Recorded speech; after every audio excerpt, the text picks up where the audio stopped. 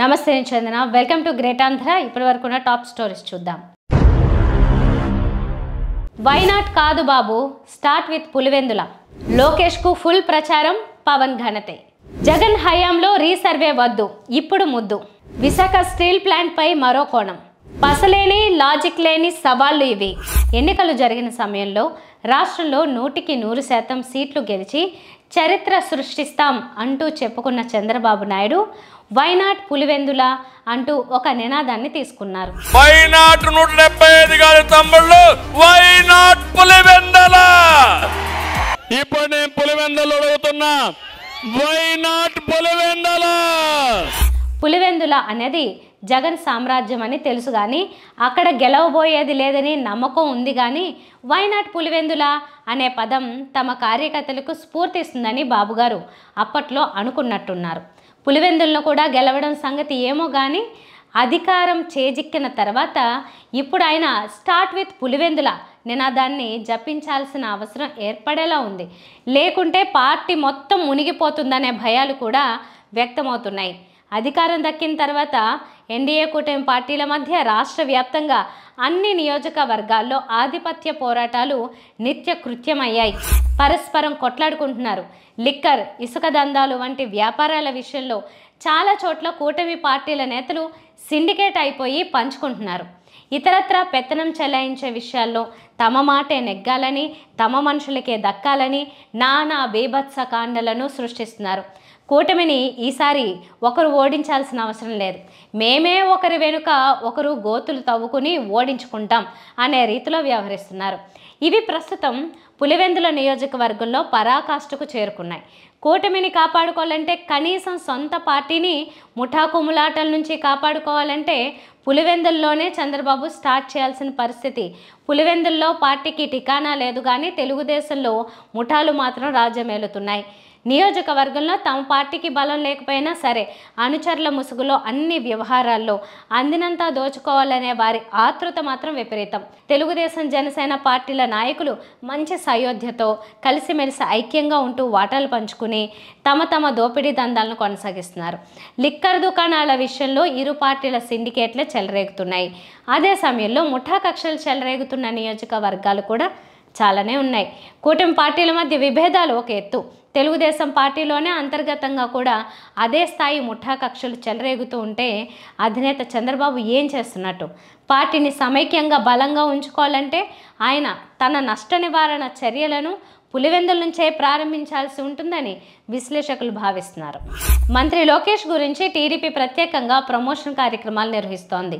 లోకేష్ ఘనత గురించి ఊరువాడ తెలిసేలా టీడీపీ ప్రచారాన్ని మొదలుపెట్టింది. అంతెందుకు, టీడీపీకి 1 కోటి మంది సభ్యత్వం లోకేష్ ఘనతే అని ఫుల్ పేజీల వాణిజ్య ప్రకటనల్ని ఇవాల్టి టీడీపీ పత్రికల్లో చూడొచ్చు. మరోవైపు లోకేష్ను డిప్యూటీ సీఎం చేస్తారన్న ప్రచారం కూడా విస్తృతంగా సాగుతోంది. సీఎం చంద్రబాబుకు వయసు పైపడుతున్న రీత్యా ఆయన రాజకీయ వారసుడిగా లోకేష్కు కీలక పదవి అప్పగించాలనే డిమాండ్స్ టీడీపీ శ్రేణుల నుంచి పెరుగుతున్నాయి.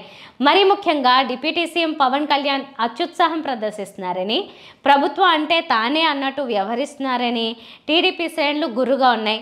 పవన్కు చెక్ పెట్టాలంటే లోకేష్కు మరింత ప్రాధాన్యం ఇవ్వడం ఒక్కటే పరిష్కార మార్గంగా టీడీపీ నాయకులు, కార్యకర్తలు అభిప్రాయపడుతున్నారు.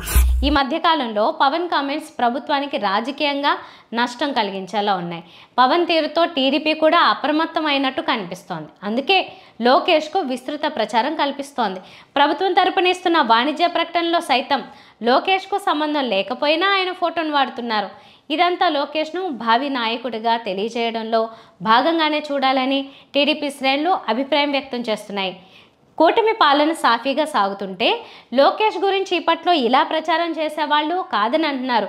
ఎప్పుడైతే పవన్ కళ్యాణ్ వ్యక్తిగతంగా తన పరపతి పెంచుకోవడానికి ప్రయత్నాలని మొదలుపెట్టారో అప్పుడే మన జాగ్రత్తలో మనం ఉండాలని టీడీపీ నేతలు కూడా అప్రమత్తం అయ్యారనే చర్చకు తెరలేచింది.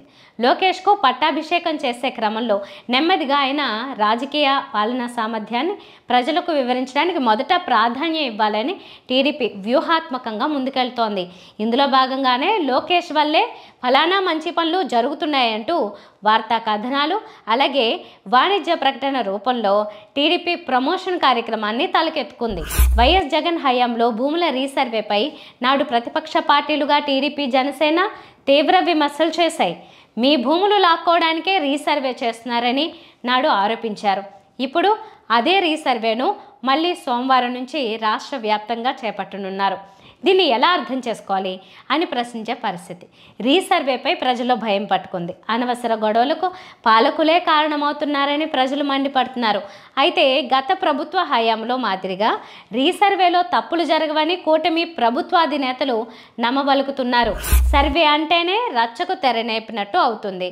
సాధారణంగా భూక్రయ విక్రయాల సందర్భంలో సంబంధిత యజమానుల కోరిక మేరకు రెవెన్యూ అధికారులు సర్వే చేస్తారు. దానికి కూడా డబ్బు చెల్లించాల్సి ఉంటుంది. వివాదాస్పద భూములు ఉన్నా సర్వే చేయించుకుంటుంటారు. కానీ ప్రభుత్వం తనకు తానుగా రీసర్వేకి శ్రీకారం చుట్టడంతో ఆందోళన మొదలైంది. ఇందుకోసం కేంద్ర ప్రభుత్వం నిధులు ఇవ్వడం, ఇది తప్పనిసరి చేయడం వల్లే ఏ పార్టీ అధికారంలో ఉన్నా చేయాల్సి వస్తోందని అంటున్నారు.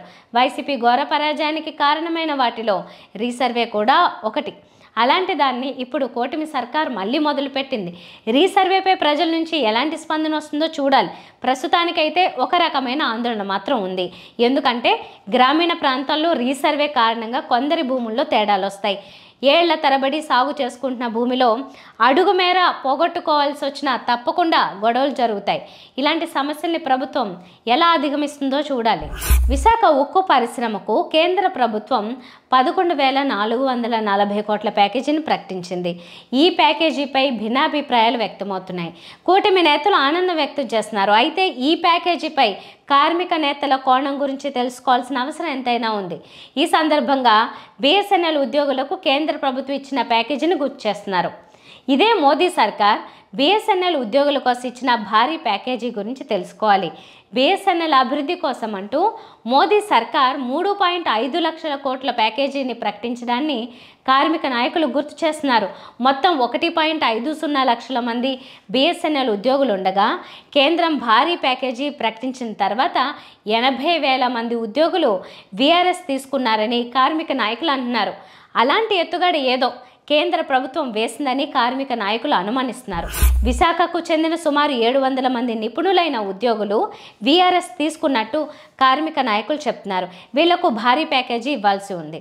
అలాగే ఈ మధ్య VRS ప్రకటనను విశాఖ ఉక్కు పరిశ్రమ యాజమాన్యం ఇచ్చింది. 2026 తర్వాత రిటైర్డ్ అయ్యే ఉద్యోగులంతా VRSకు అర్హులుగా విశాఖ యాజమాన్యం ప్రకటించడం వెనుక దురుద్దేశం ఉందని కార్మిక నాయకులు అంటున్నారు. అలాగే 3 నెలలుగా ఉద్యోగులకు జీతాలు ఇవ్వడం లేదు. వీళ్లకు జీతాలకే తాజాగా కేంద్ర ప్రభుత్వం ఇచ్చిన ప్యాకేజీలో సొమ్ము ఇస్తారని కార్మిక నాయకులు అంటున్నారు. నిజంగా కేంద్ర ప్రభుత్వానికి విశాఖ ఉక్కు పరిశ్రమను ప్రైవేటీకరణ చేసే ఉద్దేశం లేకపోతే VRSలను ఎందుకు ప్రోత్సహిస్తోందనే ప్రశ్న ఎదురవుతోంది. వీటికి సరైన సమాధానం చెప్పాల్సింది.